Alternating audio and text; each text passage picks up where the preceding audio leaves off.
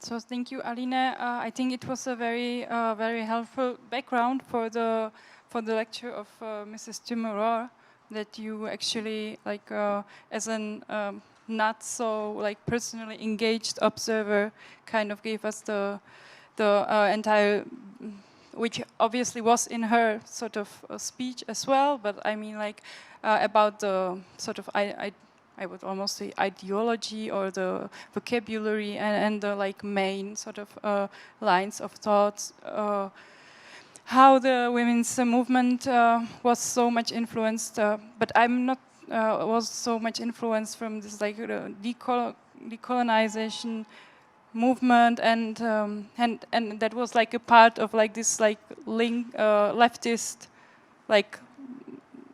quite radical leftist sort of movement, and that it was so strongly anti-authoritarian, basically.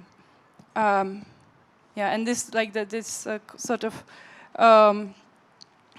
this speech or this I don't know. Yeah, this theory helped to actually find new spaces for new power positions for the women, and for this sort of fight for women's emancipation. Whereas it was this emancipation from the bottom up. What Katerina was speaking about was more the sort of emancipation top down. So it was somehow organized by the state, as long as you don't disturb the working of our economy. Your private life is your own thing, you know. Whereas you were saying the private is political. Whereas, the way you were portraying it was that your private life, you're free in your private life as long as you fill the duties the state is until the 1968 at least the state gives you, you know, the framework, as long as yeah. So would you like to maybe react to the others' lectures?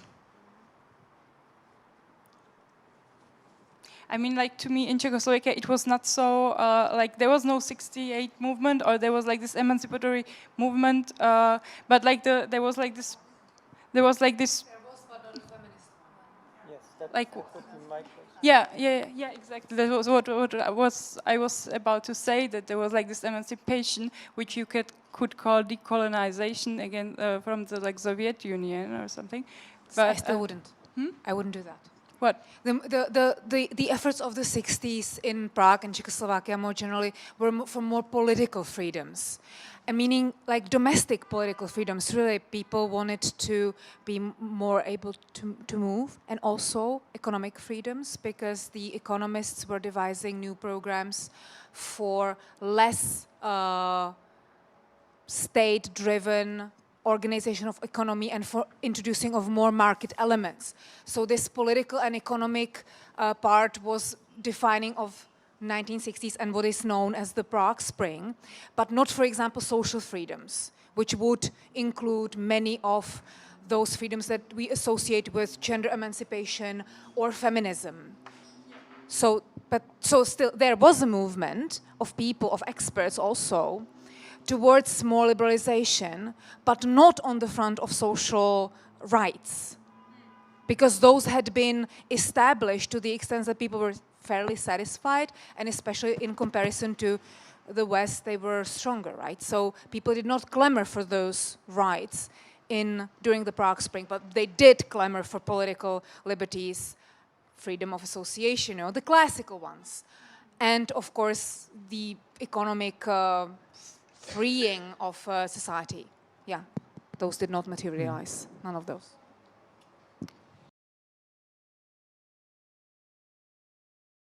I have a question,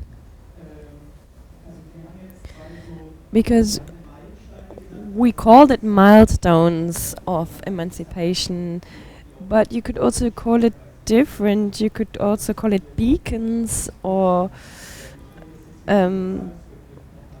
I want to speak about this notion of liberation again, because that's quite interesting. In the West, when you talk about liberation, you straight away think about something subversive, because there's this certain kind of solidarity with the people in the South, and in the East, you had those brother states, so liberation was already a notion that was like related to the state.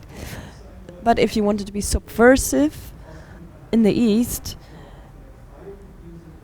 and you spoke about liberalization, there were also the communist youth movement who were in solidarity with the brother states, for example.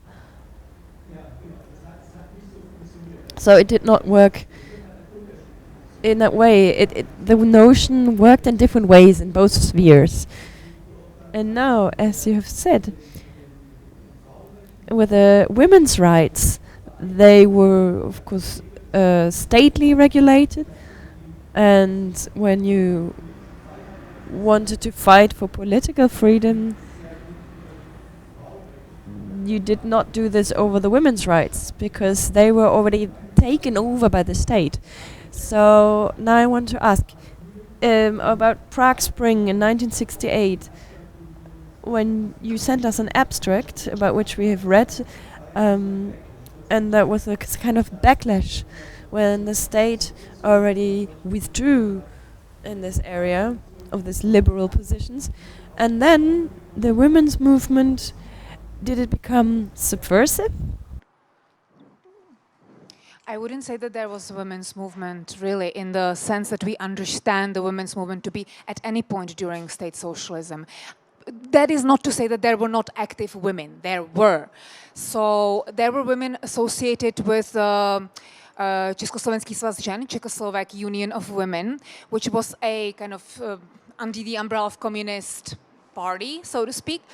And there have been many misconceptions about this organization. Namely, they have been in the Czech Republic nowadays associated with this, like Soudružka Kabrhelová, the comrade Kabrhelová, the very ugly female politician of the late 80s, who was exactly the stereotype of a feminist. And I'm saying a feminist because that stereotype is just undying. But her association, this women's union, have been doing many things for women locally. And they were also at the table when there were things being discussed on the governmental level, which related to women and the youth. And as I was going through governmental materials, mostly the Ministry of Health and the Ministry of Labor and Social Affairs, these women from the union were there, and they were always unfailingly fighting for the most liberal position for the women, for the most accessible abortion rights, for example, which was of interest to me. More so than the experts, and way more than, say, trade unionists who would have introduced abortion rights were made accessible in 1957 in Czechoslovakia. And, for example, trade unions would have it curtailed if it were up to them. But these women were there at the table kind of insisting that these rights need to be kept for women. So there was not a women's movement as in the street with banners and doing, that was not there for obvious reasons, lack of political liberties. But there were active women, and we can call that also a movement, minus the streets, minus the political support of the masses, plus the ridicule of pretty much everybody. But they did very important work, and they also connected with experts, and that historiography is being done now. What these women were actually doing locally, what all they were. So the movement works really differently in the socialist context, and so I would want to put it in like brackets. It was not like the movement as is readily understood now, the Western concept of the movement. Is it maybe that the term sort of woman was actually so ideologically strongly misused also by those like state socialism? Because I remember everybody had to celebrate like the Women's Day, you know, and everybody hated it like in the end because it was like so state dominated. I guess people hated the state because they associated it with communism. But, for example, International Women's Day has been experiencing revivals for the at least last 15 years, which is taken over by feminists, like what you understand, like movement feminists nowadays. And of course, the communist state managed to ruin many things for people, at least the idea of those things. But at the same time, people did not have to think about certain rights and took them for granted. And that was also the case for Czechoslovak and other Eastern women after the regime changed. They did not understand the Western feminists who were coming and saying, you need to fight for your rights. Like, what I have my rights. Why would I need to fight for But that? Katharina, it wasn't, in the beginning, in the 50s, it wasn't about women's rights. It was women in the labor market. Women, we need women. It was about women's rights. I would disagree with you. It was about women's rights. It's my question. Because coming from, I have a GDR background, and looking at the 50s in the GDR, it was not about women's rights. It was women have. We need women in the market. No, we need women like workers, and then for this reason, it was not about emancipation. No. Oh yes, it was. No, I really disagree with you there. Socialism needed women in the work space. In the workspace, I wouldn't call that market. Yeah, but also, it was only socialism in Czechoslovakia, and I believe it would be similar in the GDR context, that granted women the same rights as men in the family. Because, like, I don't know, like you Czechs present in this room. But it was not with the words let me finish. yeah. When did you think that women were equalized within the family with men? In 1950. Like the whole interwar Czechoslovak Republic was marked by endless discussions in the parliament about equalizing the status of women and children within the family. Never happened. Communists came to power, and of course, because they are communists, because they were authoritarian, within a year and a half, there was a new family code which equalized the status of women, meaning they had the right to decide over themselves and over the children to the extent that men do. Also, when abortion rights were introduced in 1957, it was among experts who were heavily influencing those debates. It was absolutely framed as the right of the woman to decide over her reproductive capacities. How is that not about the rights of women? I don't know. Yeah, but that's not framed in with these words, with this kind but of it is. emphasis. I'm just telling you, it is. It is. It is. And the words emancipation and equality were used through and through and through. It was not just let's push, because like in Czechoslovakia, for example, GDR the same, or for future GDR at that point, women actually worked, more so than in Hungary, Poland, Romania, Bulgaria. So it was not about pushing women into the labor. They had already been there to a fairly large extent. It was more about introducing a new vision of the citizen and granting those rights, and that's what the socialist state did.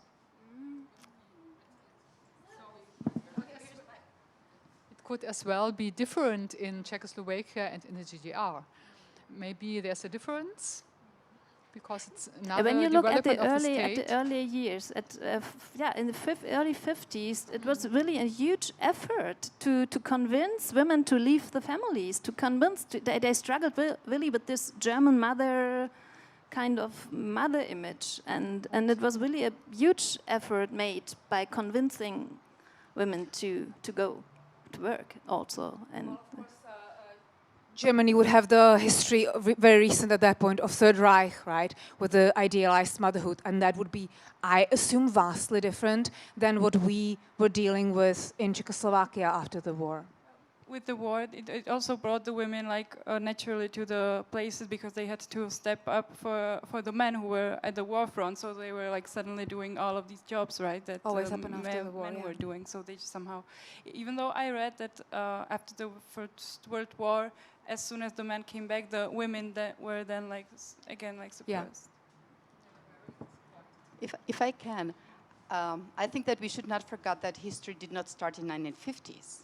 The first thing what actually the communist regime did after 1948 was destroying and denying everything what concerned feminism during the 1920s and 30s. One of the most important interwar feminists, Milada Horáková, was assassinated in the political processes in the 1950s. So I think that we really should understand what emancipation and feminism really meant, because they wanted to do everything possible just to deny any trace of the so-called bourgeois feminism from the pre-war era. And the second thing which I want to say about abortions, it's definitely true that abortion was maybe fought for by the women's organization during communism, but as a person who was growing up in 1970s and 80s, I do remember that abortion was allowed, but you had to go to a special abortion committee to get an allowance to actually go to the abortion. So, and since actually there was no access to any kind of how do you say, anticonception, the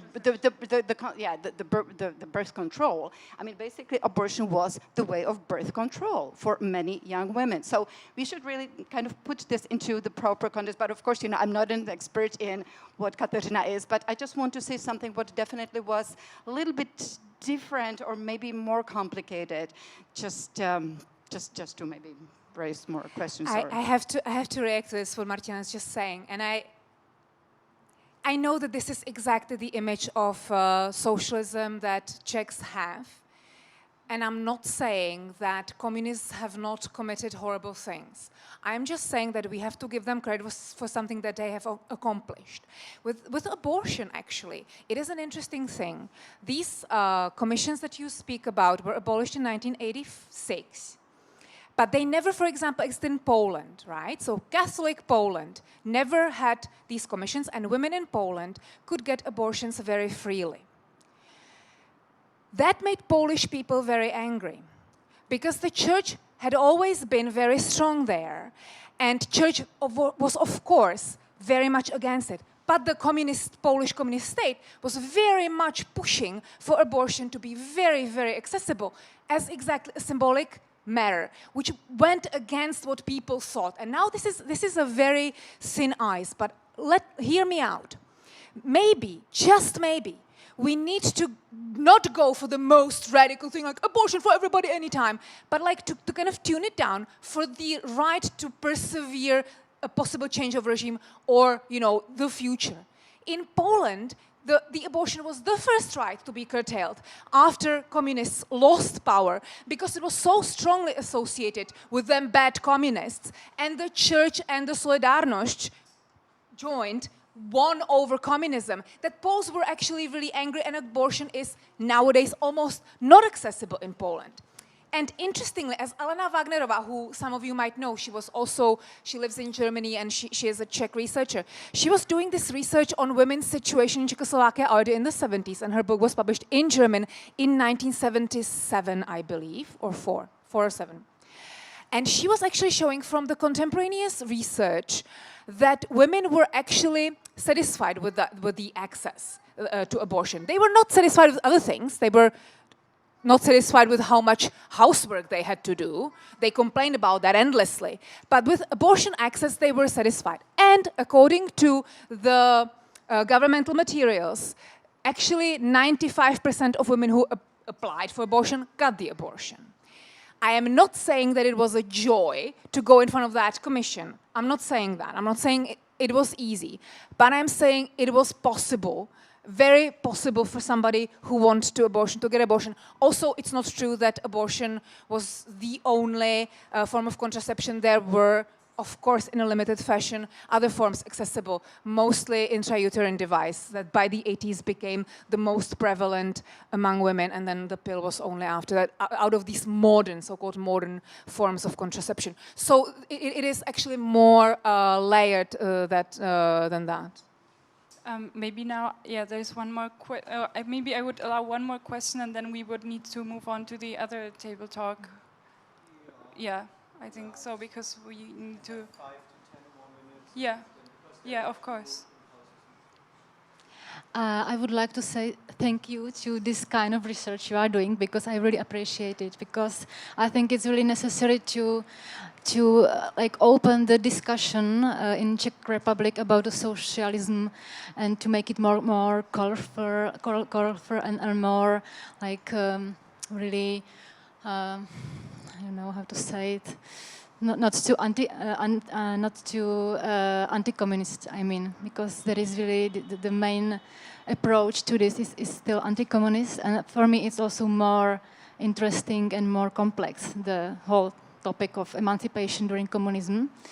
And I have a question because I did a research for my radio documentary about feminism in about gender policy in Czechoslovakia and Austria in 60s and 70s. I made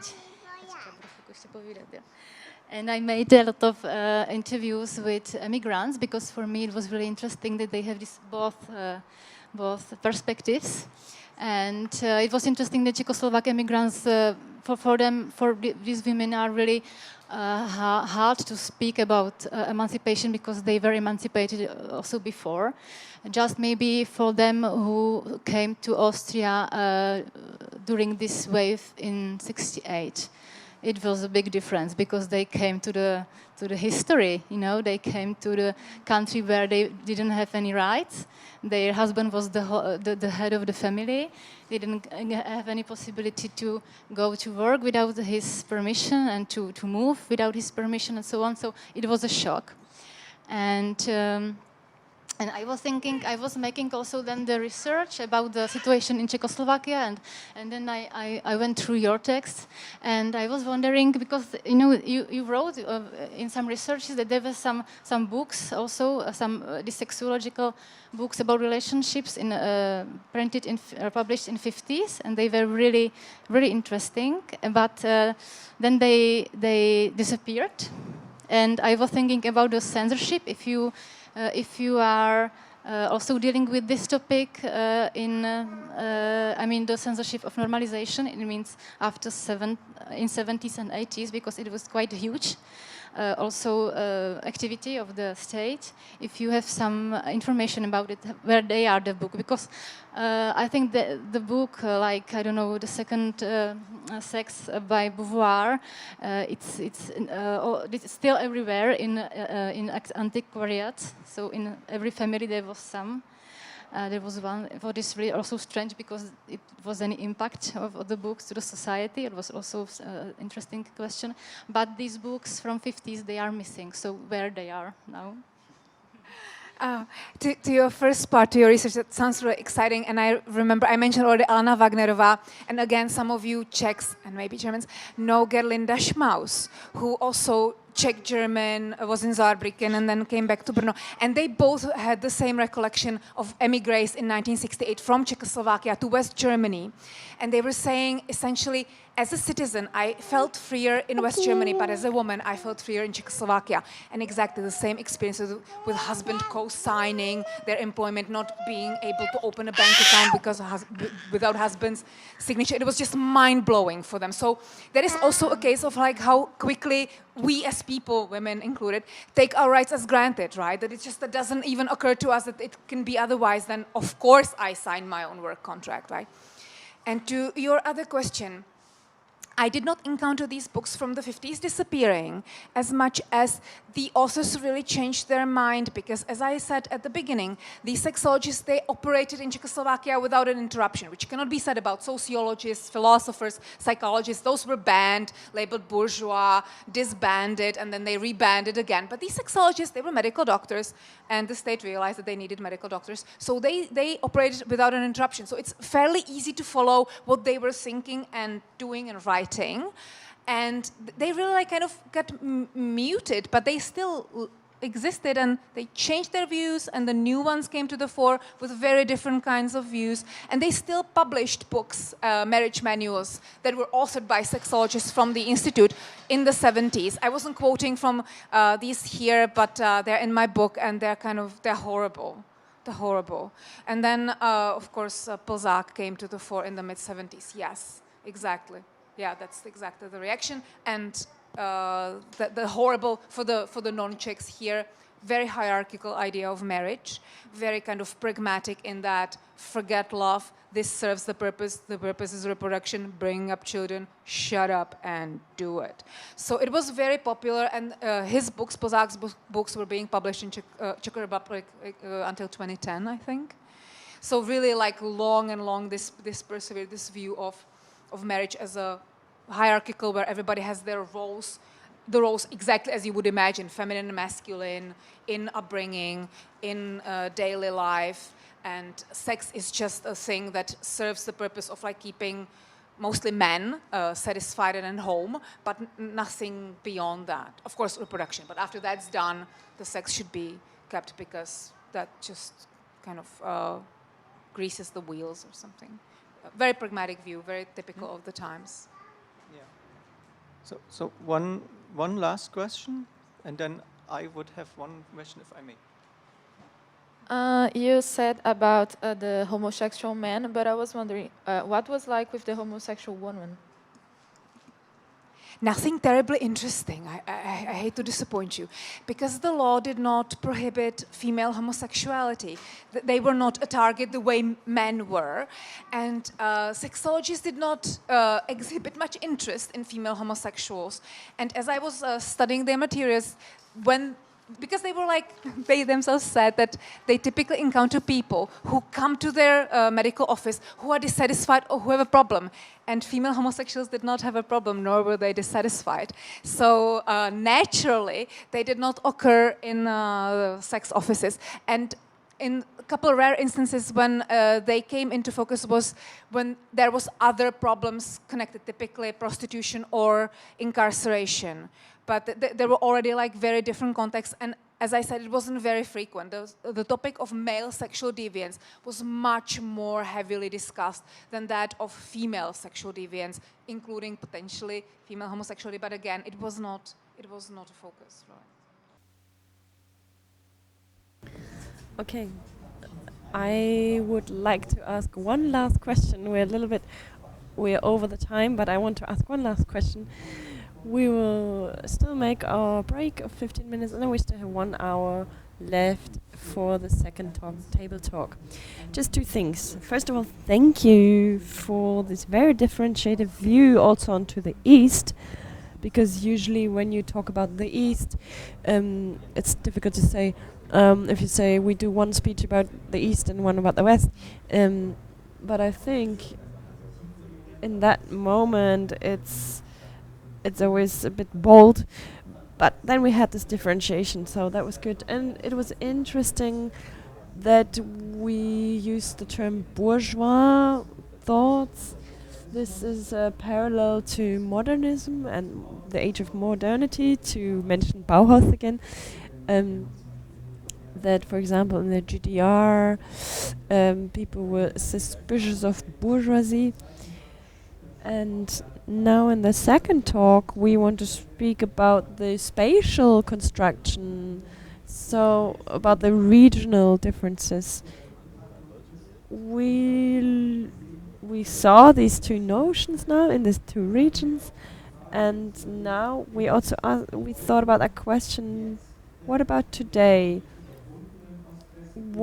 In a time where we hopefully have really overcome this East-West difference, and are there still significant differences? Because there, of course, different constitutions, and Czechoslovakia was a bit more progressive in their formulation, more progressive than the Weimar Republic's constitution. But to nowadays, what are the differences nowadays? Or did we really overcome this geography divide of East and West? You mean in this like question of like female sort of rights, and what does like Yeah, emancipation now have to fight for, and if there is like some difference? The societal reality. So do we have? I mean, we're still arguing here about abortion in Germany, you know, again and again and again. Now we have this advertisement problem, and do we have any significant differences now on those high topics at the moment, out of your experience? Well, maybe you can also speak about this. I was just going to say, with women's issues, it can be country by country, because you have obviously Poland, right, which kind of fucks it up for everybody. But then the issue which still remains clearly East-West defined is homosexual rights in no ex-socialist country do you have full marital rights for homosexuals. In fact, there are several countries which put it into their constitution that the marriage is between a man and a woman. So we are still waiting for full marriage rights for same-sex couples. And that is very much East-West line, which is very much alive. So, okay, there are various registered partnerships, such as the Czech Republic has, but that discriminate on the basis of childcare, typically. So that remains the case. I think. Yeah, there are several issues, and it differs country by country. So people who are crazily enough in the Czech Republic, if you are a single person, you can adopt a child. If you are registered in a same-sex partnership, you cannot. Mind-blowing. Yeah. So I wonder which country of the East will be the first. Czech Republic, Slovenia, Czech Republic, Slovenia. Somebody else will beat us to it. And it's really, but it's interesting, like 30 years later. We accept bets.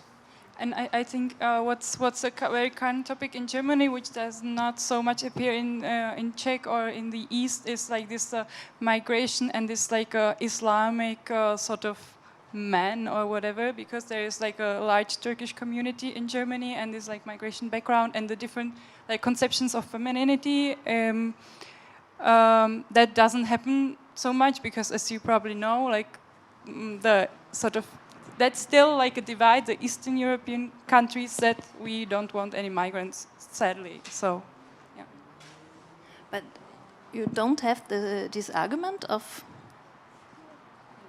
that women's rights are instrumentalized for getting them out? No. Well, not. I mean that could be like a line of populist argumentation. Like you mean the migrants like threatening our women or something?